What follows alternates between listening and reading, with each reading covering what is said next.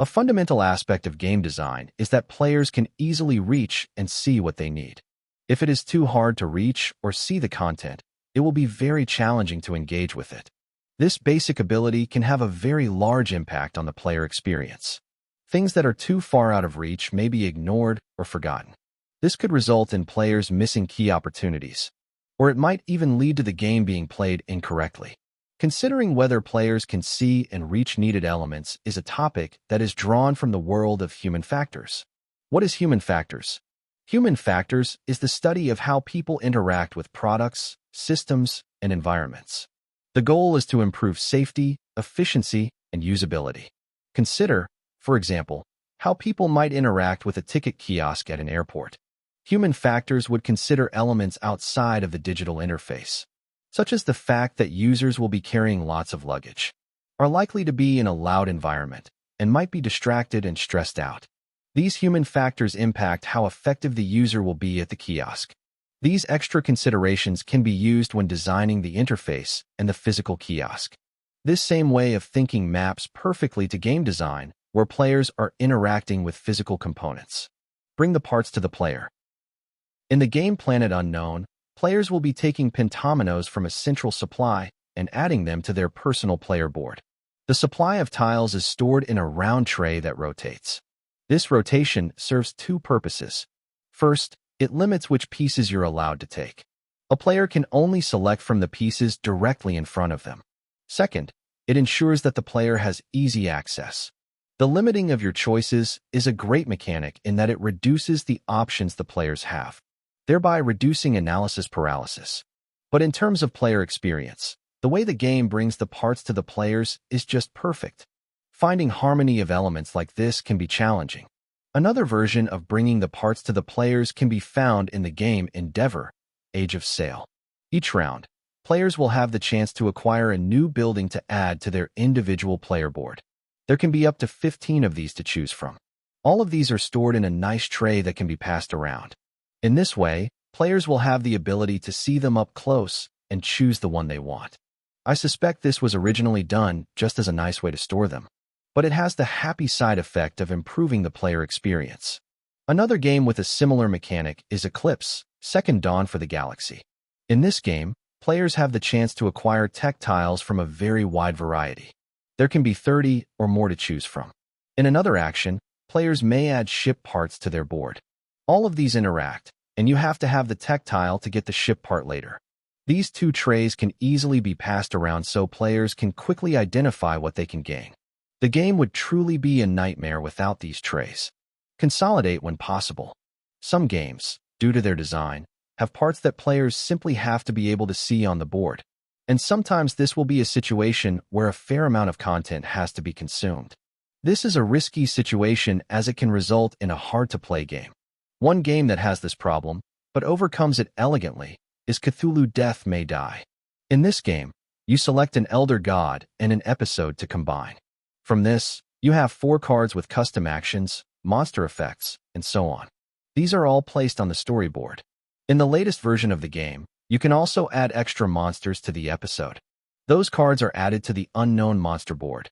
This is a lot to track. And to make things even more complicated, all of those cards have to be executed in a specific order. Fortunately, the game designers solved for this by not only providing these boards, but by also adding an order of operations to the unknown monster board. As a result, it's just a matter of following the steps and doing what it says. It's actually pretty easy.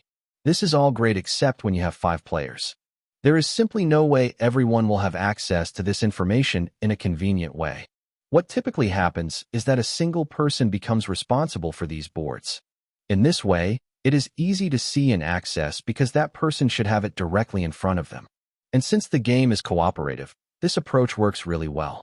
Typically, by the end of the game, everyone pretty much has it memorized what terrible things are going to happen to them. A missed opportunity. The game Mosaic, A Story of Civilization, is a phenomenal game, one that my game group frequently brings out. The main thing players seem to get hung up on is the actions they can take and what the cost of those actions are. 100% of this information is on the board though. All of the cards in the image below are contained in the areas where actions may be taken. In each, there is some smallish text that explains how that action works. So the information is there, it's just kind of hard to read. Gets covered by cards and it's spread all over. A simple fix to this would be to add this information to the player boards. There is plenty of room for it, and it would eliminate this point of confusion. Keep distant elements simple. Games often have a central play area and individual play areas for each player. One strategy is to keep the central area relatively simple and shift the most complex parts to the player's board. In this way, the most complex items are near to the player and will be easier to see and reach. A good example of this is the game Clans of Caledonia. The central area of this game is super simple. There are no icons or other information.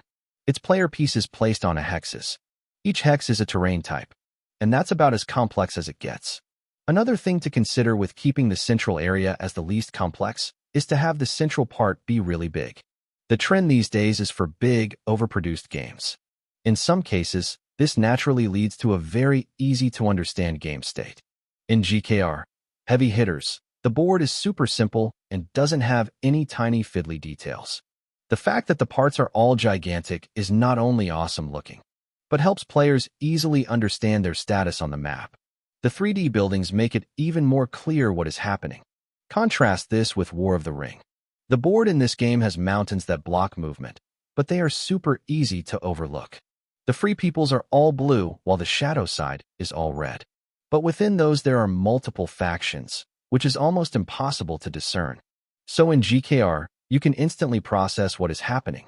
While in War of the Ring, you have to take it all in and try not to miss anything. Yes, there is more going on in War of the Ring, but these problems go away with a few very minor enhancements. We added 3D mountains and colored bases to all the figures, and now it has that same ability to be instantly understood. Keeping the central area of the board easy to discern is important for enabling players to understand the game state. In playtesting, pay attention to where players seem to have the most confusion or questions. Then, consider how to make the information in that space easier to understand. You can prepare for this by simply considering if players can see or reach the needed elements. If not, you're likely to be creating a poor player experience. The last two games I want to compare in this are Century, Golem Edition, and Century, Eastern Wonders. These two games are in a series of 3 that are meant to be combined or played individually. Given their close relationship, it's interesting to compare aspects of these games. In the Golem Edition, the complexity is mostly in the player's hands and the cards they have. In that sense, the key information is easy to see and certainly easy to reach. In contrast, Eastern Wonders has all the icons on a central board. This information isn't impossible to see or reach, but it's definitely a tad harder since it's farther away. These games are both fantastic, but it's really interesting how the ease of gameplay is slightly different due to the location of the complexity. For additional reading on this, I encourage you to check out this blog post about the 6 zones of play or listen to it discussed on the Ludology podcast. It directly relates to the notion of ensuring players have easy access to see and reach the necessary elements. As you playtest your game, pay attention to the physical space your game occupies. Can players see everything they need to? If it's a central or shared element, you might need to make it bigger.